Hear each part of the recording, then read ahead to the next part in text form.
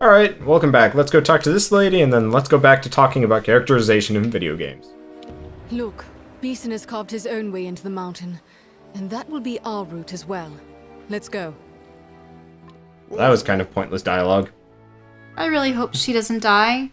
She's, like, swiftly become one No. of my favorite NPCs. And you know what happens to my favorite NPCs? We're the one with a hammer. She doesn't die.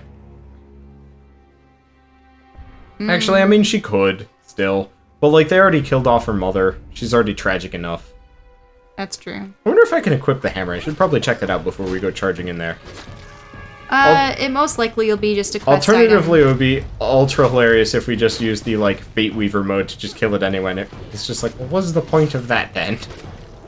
Yeah, I remember being a little upset when you got to use Khalid Bold. You know, that really cool Sylvari weapon that was, like, ancient. Yeah. And then you have to give it back. And then Traherne gets it later. Yeah. And it's just, The Mary Sue of Guild Wars 2. I wanted to use Khalid Bold. But, so, on the last episode, we were talking about characters that, you know, oh, okay, we're not near a secret area. It's just the Niskaru Lord Characters stomping that are about. their own character versus characters that you're supposed to create as an embodiment of yourself, and Yeah. whether or not voice acting loses that immersion or actually makes it stronger. I guess the game to point out would be, In Skyrim, what do you do? in Skyrim you are silent. But honestly, in Skyrim it works. But I think it works because none of the other characters have much character to them. Oh, then how could you stand that game? I really couldn't. I don't care much for the Elder Scrolls game. I much prefer the Fallout series. Because these characters, the NPCs, are sort of awkward, but some of them really come through and makes you want to help them. Yeah. Oathblade. I couldn't imagine a game where it's just everyone complaining at you and you don't really care about them. I think part of it is in the Skyrim series, everybody's, you know, trying to get you to come help them. Where in this one, that kind of still exists, but like this female character here actually has a backstory, actually has a say in things, you know, she got arrested. It's almost as Her if mother went to we those ruins. are purely just a sidekick and she's actually the main character here. But it wasn't necessarily the same as the other lady who we helped break the cycle of the With the curse. but it's fairly similar. Because we do everything for her, but she's the main driving force of the story, because if she wasn't there, it'd be like, go get this hammer. So, essentially, this game makes you sidekick to many people as opposed to sidekick to one Mary Sue character. Yeah. Oathblade. At least you don't harbor resentment for one character. Yeah. And, like, in this case, I'm only jealous because here's somebody else that actually has Emotion. an emotion. And I would much rather have a game that, instead of having a silent protagonist, because the only silent protagonist I think that, like, I was really ever okay with... Actually, no, I have a couple. Link works fine. Link should never talk, apart from, like, maybe one very hilarious sentence. But BioShock did it well. Where you didn't need to speak. And... Well, in that game, you're just listening to people monologue and you're fighting against bloodthirsty people that wouldn't listen to you anyway. Yeah. And, like, there kind of made sense because it pushes the isolation and makes the fifth act twist even more dramatic. Yeah, and your character doesn't talk and miss. It's everyone talking at you, but they're referring, like, they're talking to You you. go on. Do what you came to do. And you don't even need to express an opinion or interact. Yeah, it's different. Oh, I need that hammer. Ooh. But... where is the hammer? Is it the Mystic Hammer? Yep. Ah, big hammer. I like the swirlies. Wow, I didn't even hit it. It's just like... It just shrinks away in fear. It's just like, shit, bro, that's a hammer. Goodbye! Not just any hammer. I should probably actually... The hammer.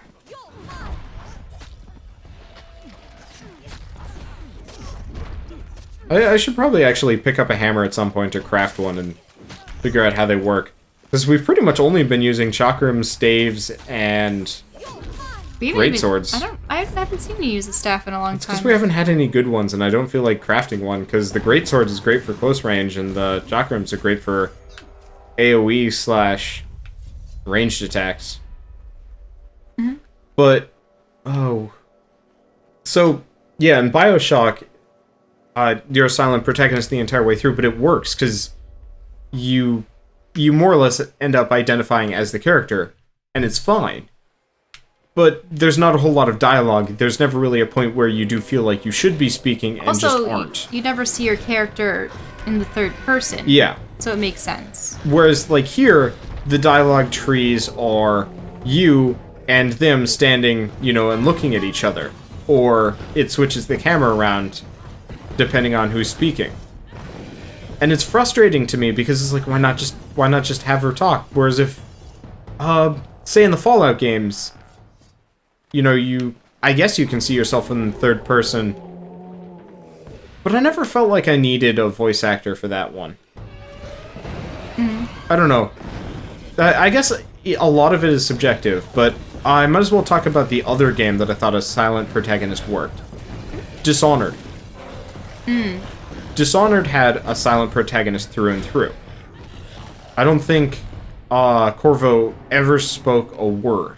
And they could have given him dialogue, but they didn't need to, because his actions and the way, like, the enemies were set up and characterized, that you... Instead of Corvo becoming you became Corvo. Mm-hmm.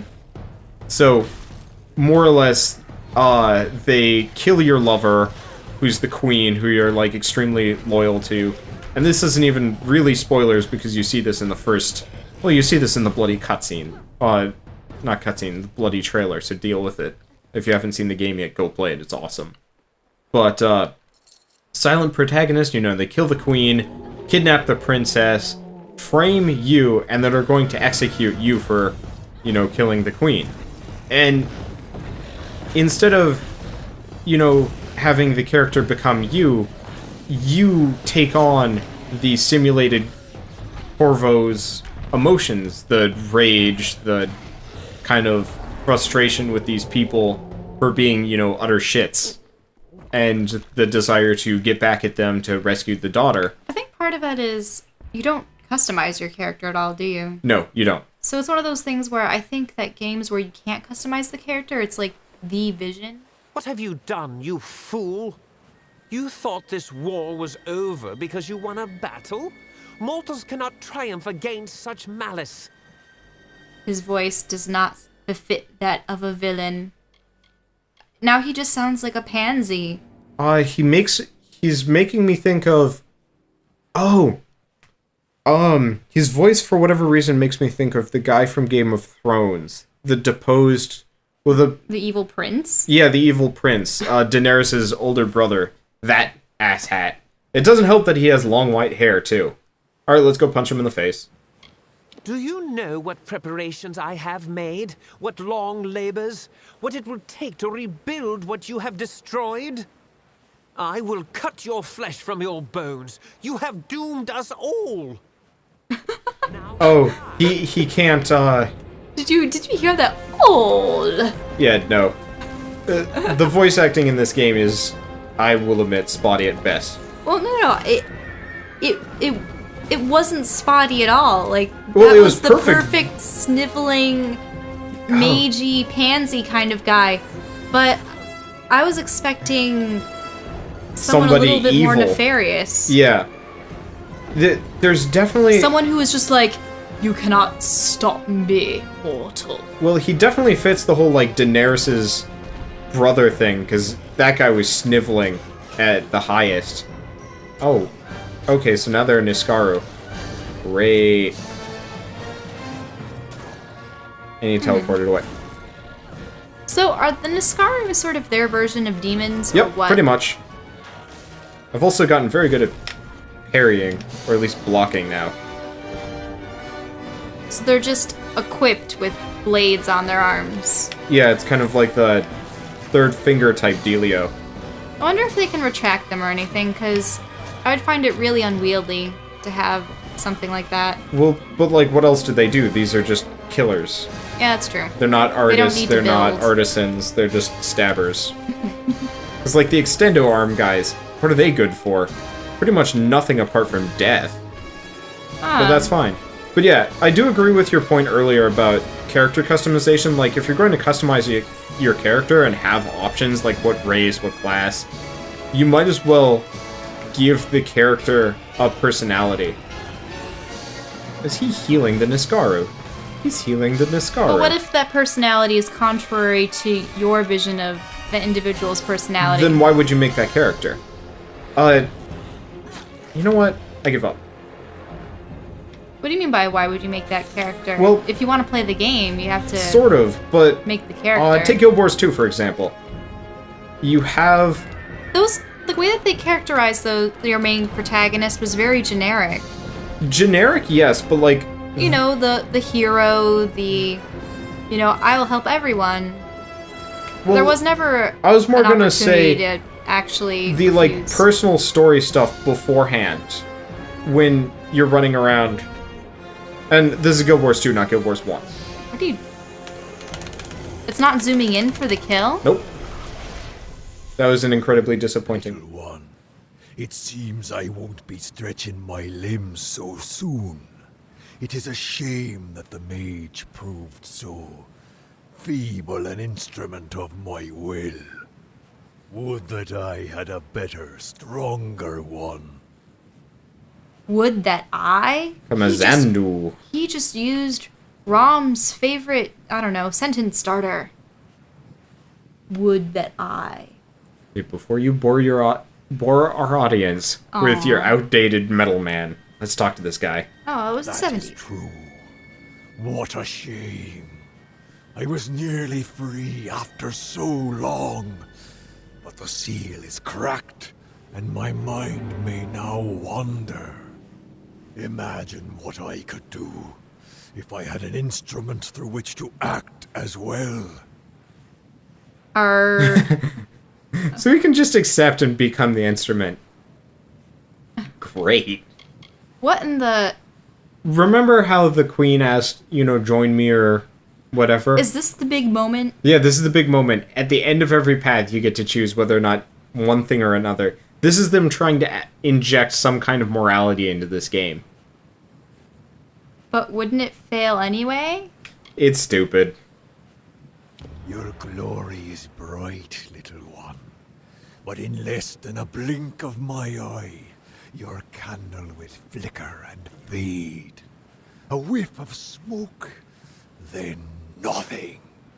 But I will be here still. I will chuckle when you die.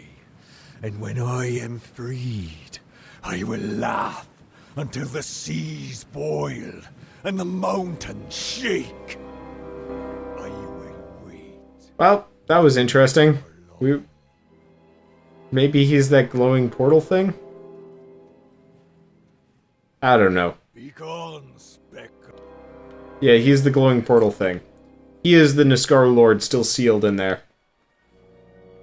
Okay. Funny. So... We did not look impressed during all of that. That was... I know, that was the most our character ever looked appropriate for.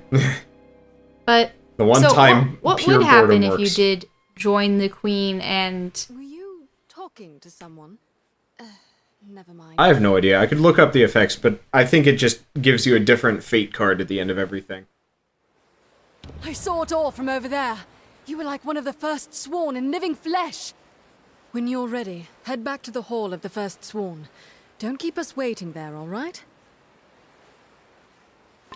Hall of the First Sworn. Don't delay. Gonna need to get a new headphone splitter. This one's getting really bad. It's okay, I haven't been losing anything on my end. I lost like half of that conversation. Oh. Yeah, it's okay. We use a headphone splitter connected to my Blue Yeti, so we can listen to things from there. So let's go back to the Hall of the First Sworn.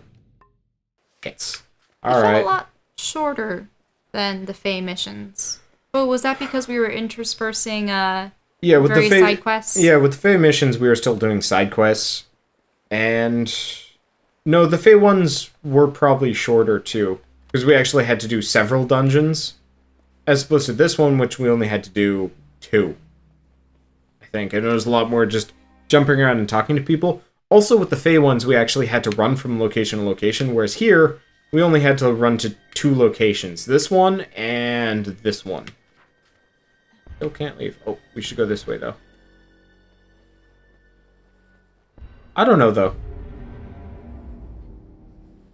I guess I just would rather watch an interestingly written character than have a character that's you're supposed to, like, pretend is you and just be absolutely bored by it. And blank. Yeah. Yeah. Because, like, this character is supposed to have character. And, like, sure, give me a couple of generic responses, but, like, if you notice some of the responses are, like... Really snarky. Yeah, really snarky. But some of them are, like, the noble hero, some of them are kind of like a douche nozzle. And that can be your personality coming through for the character. I'd rather have... Also, I don't really think we've ever had any negative effects taking the snarky option, either. No, I think the only options that are, like, really impactful are marked with a thumbs up or a thumbs down.